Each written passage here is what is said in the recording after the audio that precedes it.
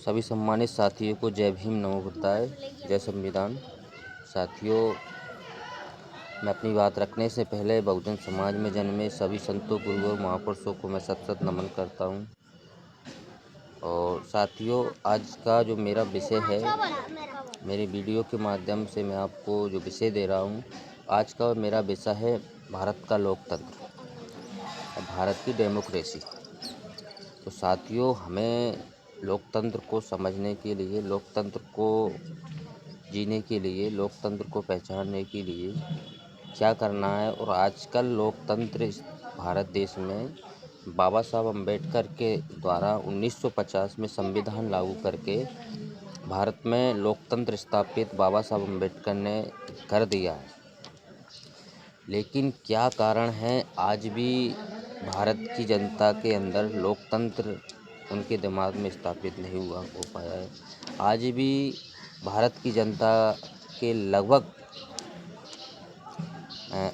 75% जनसंख्या के लगभग आज भी राजतंत्र उनके दिमाग में चलता है कि जो सरकारें बनती है, जो नेता बनते हैं, जो सांसद विधायक बनते हैं, वो वही लोग बन सकते हैं जो पहले से राजनीति करते हैं या पहले से राजघराने के घर के हो या किसी या किसी मनुवादी सोच के लोग हो या सामंतवादी सोच के लोग हो। तो क्या कारण है कि भारत की जनता के माइंड में आज भी लोकतंत्र एक भूल भुलैया की तरह है।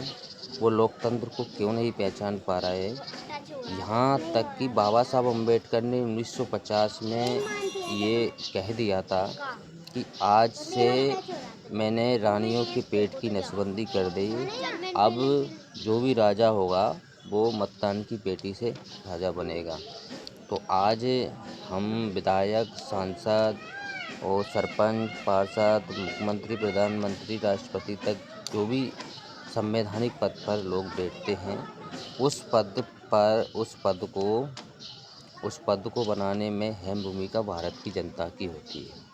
मतलब यह भारत देश का मतलब है, ये जनता का देश है।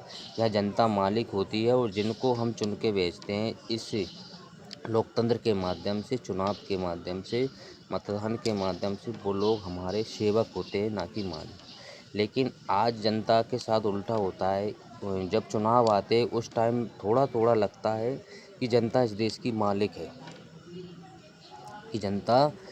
की मालिक है, लेकिन जैसे ही चुनाव डिक्लेयर होता है, चुनाव हार जीत होती है, उसके बाद दोबारा ये महसूस होने लगता है कि अब चुनाव जनता मालिक नहीं है। अब जो प्रतिनिधित्व हमने बना दिए वो मालिक बने बैठे हैं।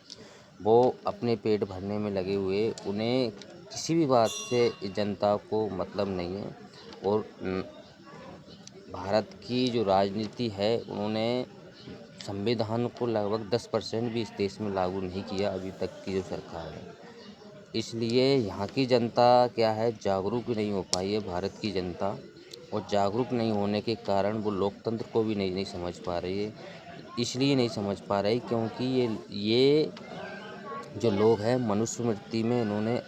मनुस्मृति के अनुसार जो समाज को चलाया गया था पिछले संविधान से पहले, इसलिए इनके दिमाग में आज भी वही ब्राह्मण, क्षत्रिय, वैश्य और शूद्र जैसी समस्याएं इनके माइंड में हैं।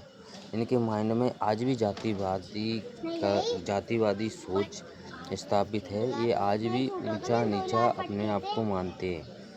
ये लोग, ये जो भारत के अधिकांश लोग हैं, 75% लोग हैं, उनको यहाँ की जो सरकारें अभी तक बनी गई है, उन्होंने उनको अशिक्षित रखा और उनको गरीबी में भी धकेला। क्या है कि जब देश के लोग अशिक्षित रहेंगे और गरीबी से जूझेंगे, तो वो जब अशिक्षित रहेंगे तो सवाल पैदा नहीं कर पाएंगे, और गरीब रहेंगे तो इनका ध्यान अपने बच्चों का पेट भरने में ही लगा रहेगा। इसलिए इन लोगों को राशन पानी में भी आज धकेला जा रहा है। तो हमारे लोगों के पास और एक और सिस्टम अभी चला दिया है कि सब लोगों की EMI, लगभग हर लोगों की EMI है बैंक के द्वारा, लोनों द्वारा।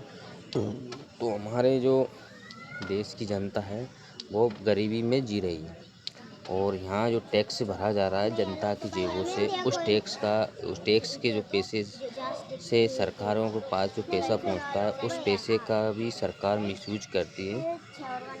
ना तो वो शिक्षा में लगा रही है आजकल, ना ही स्वास्थ्य में लगा रही है, ना ही रोजगार में उस पैसे का यूज हो रहा है। आज जो वर्तमान समय में जो लोकतंत्र है वो ना के बराबर हो चुका है। लोगों को अपने हक अधिकारों के प्रति जागरूक होना चाहिए था, उसके विपरीत लोगों को सरकारों ने कर दिया। उसके विपरीत उन जो सामंतवादी और मनुवादी सोच के लोग हैं उन्होंने जनता को कर दिया। जनता आज भी अपने अधिकारों के प्रति जागरूक नहीं रहती है, जितना धर्म के प्रति वो उनका खून खौलता है। भारत की जनता को अपने अधिकारों से कोई मतलब नहीं है।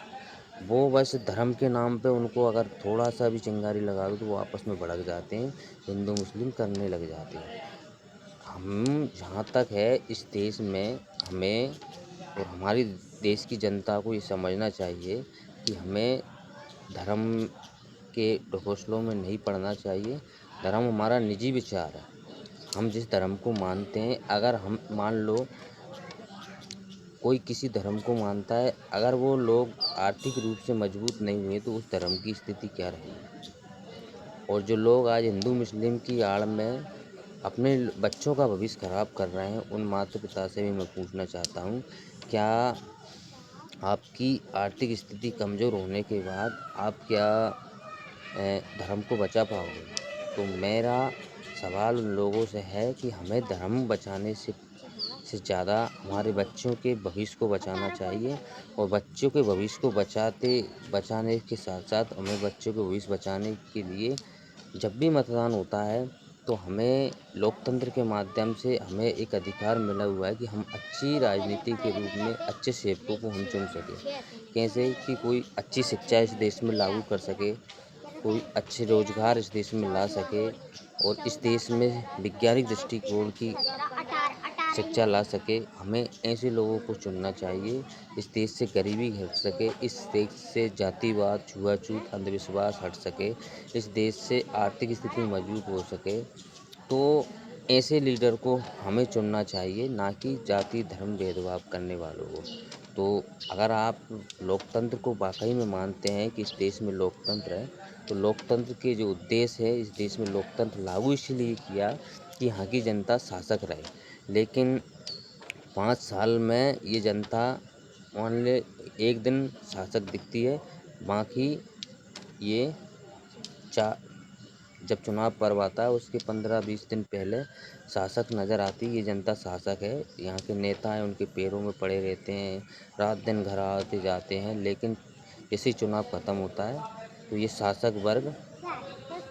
पे ये शासक वर्ग दिखना बंद हो जाता है, फिर से ये गुलामी करने लग जाता है नेताओं की। तो मेरा आप सभी से निवेदन है कि जो भी इस वीडियो को देख रहे हैं, आप लोकतंत्र के पर्व को समझाइए।